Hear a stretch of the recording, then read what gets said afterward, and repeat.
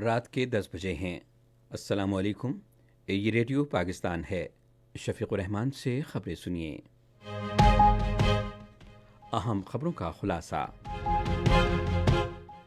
عام انتخابات کے لیے امیدواروں کی طرف سے جمع کرائے گئے کاغذات نامزدگی کی جانچ پڑتال کل شروع ہوگی۔ قوم کل قائد اعظم محمد علی جناح رحمۃ اللہ علیہ کا 147واں یوم پیدائش جوش و جذبے سے منائے گی۔ نگراں وزیر اطلاعات نے کہا ہے کہ حکومت مظاہرین کو باعزت طریقے سے گھر بھیجنا چاہتی ہے اور ان کے مسائل بلوچستان میں ہی مذاکرات کے ذریعے حل کرنا چاہتی ہے۔ پاکستان نے انسداد دہشت گردی کی کارروائیوں کے دوران 12 فوجیوں کی شہادت پر ترکیہ کی حکومت عوام سے تعزیت اور یکجہتی کا اظہار کیا ہے۔ اور اب خبریں تفصیل کے ساتھ۔ عام انتخابات کے لیے قومی اور چاروں صوبائی اسمبلیوں کے لیے کاغذات نامزدگی جمع کرانے کی مدت آج ختم ہو گئی۔ شیڈول کے مطابق کاغذات نامزدگی کی جانچ پڑتال کا عمل کل سے رواں ماہ کی 30 تاریخ تک جاری رہے گا۔ کاغذات نامزدگی منظور یا مسترد ہونے کے خلاف اپیلیں آئندہ ماہ کی 3 تاریخ تک دائر کی جا سکتی ہیں، جن کا فیصلہ 10 جنوری تک کیا جائے گا۔ امیدواروں کی فہرست 11 جنوری کو جاری کی جائے گی، جبکہ امیدوار 12 جنوری تک کاغذات نامزدگی واپس لے سکیں گے۔ انتخابی نشانات 13 جنوری کو الاٹ کیے جائیں گے اور عام انتخابات کے لیے پولنگ 8 فروری کو ہوگی۔ قوم کل بابا قوم قائد اعظم محمد علی جناح کا 147واں یوم ولادت پورے جوش و خروش کے ساتھ منائے گی۔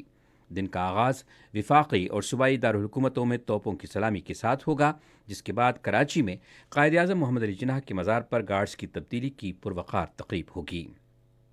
بانی پاکستان کی سالگرہ منانے کے لیے مختلف سماجی، سیاسی، سرکاری اور غیر سرکاری اداروں اور فورمز نے خصوصی پروگرام ترتیب دیے ہیں۔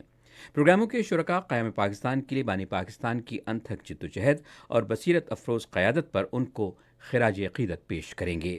پاکستان ٹیلی ویژن اور ریڈیو پاکستان بھی قائد اعظم کے یوم پیدائش کے موقع پر خصوصی پروگرام نشر کریں گے۔ دنیا بھر کی طرح پاکستان میں بھی مسیحی برادری کل کرسمس منائے گی۔ یہ تہوار منانے کے لیے پورے ملک کے گرجا گھروں میں خصوصی تقریبات ہوں گی۔ مسیحی برادری کے رہائشی علاقوں کو جگمگاتی روشنیوں اور ستاروں سے سجایا گیا ہے، جو دکانوں کے باہر پھول لٹکائے گئے ہیں، جہاں کرسمس کے تہوار کے لیے آخری وقت تک خریداری کرنے والوں کا ہجوم ہے۔ حکومت نے اس موقع پر کسی ناخوشگوار واقعے سے بچنے کے لیے جامع حفاظتی اقدامات کیے ہیں۔ نگران وزیر اطلاعات و نشریات مرتضیٰ سولنگی نے کہا ہے کہ ہر ایک کو پرامن احتجاج کرنے کی اجازت ہے۔ وزیر اطلاعات نے آج رات ایک نجی ٹی وی چینل کے پروگرام میں اظہار خیال کرتے ہوئے کہا کہ حکومت اس بات کو یقینی بنانے کی کوشش کر رہی ہے کہ مظاہرین کو کسی قسم کی مشکلات کا سامنا نہ ہو۔ وزیر اطلاعات نے کہا کہ گرفتار خواتین کو 2 روز قبل رہا کیا گیا ہے۔ انہوں نے کہا کہ حراست میں لیے گئے 163 افراد کو رہا کیا جا رہا ہے۔ مرتضیٰ سولنگی نے کہا کہ احتجاج کے دوران کسی کے ساتھ برا سلوک نہیں کیا گیا۔ وزیر اطلاعات نے کہا کہ ہم مظاہرین کے مسائل حل کرنا چاہتے ہیں اور ہم اس سب پر بلوچستان میں ہی بات چیت کرنے کے لیے تیار ہیں۔ انہوں نے کہا کہ مظاہرین کے لیے سیکیورٹی، ایمبولینس اور طبی سہولیات دستیاب ہیں۔ مرتضیٰ سولنگی نے کہا کہ ہم مظاہرین کو باعزت طریقے سے اور بحفاظت اپنے گھروں کو واپس بھیجنا چاہتے ہیں۔ وزیر اطلاعات نے کہا کہ ہم اس مسئلے کا مذاکرات کے ذریعے حل چاہتے ہیں۔ پاکستان نے انسداد دہشت گردی کارروائیوں کے دوران ترکیہ کے 12 فوجیوں کی شہادت پر تعزیت کا اظہار کیا ہے۔ دفتر خارجہ سے جاری ایک بیان میں ترجمان ممتاز زہرا بلوچ نے کہا کہ ہمیں یہ سن کر گہرا صدمہ ہوا ہے کہ گزشتہ 3 روز کے دوران دہشت گردی کے خلاف کارروائیوں کے دوران ترکیہ کے 12 فوجی شہید ہوئے ہیں۔ ترجمان نے کہا کہ پاکستان دہشت گردی کی شدید مذمت کرتا ہے۔ پاکستان نے بھارت کے غیر قانونی زیر قبضہ جموں کشمیر کے ضلع پونچھ میں دوران حراست 3 کشمیریوں کے وحشیانہ قتل کی پرزور مذمت کی ہے۔ دفتر خارجہ نے آج بیان میں کہا کہ مقتول افراد کو قابض بھارتی فوج کے ایک کیمپ میں تشدد کر کے شہید کیا گیا۔ بیان میں کہا گیا ہے کہ بھارتی اہلکاروں کا ایک ویڈیو کلپ وائرل ہوا جس میں وہ 3 افراد پر تشدد کر رہے ہیں اور ان پر مرچیں چھڑک رہے ہیں۔ بیان میں کہا گیا ہے کہ یہ واقعہ ایک مرتبہ پھر مقبوضہ کشمیر میں بھارت کی وحشیانہ دہشت گردی کو بے نقاب کرتا ہے۔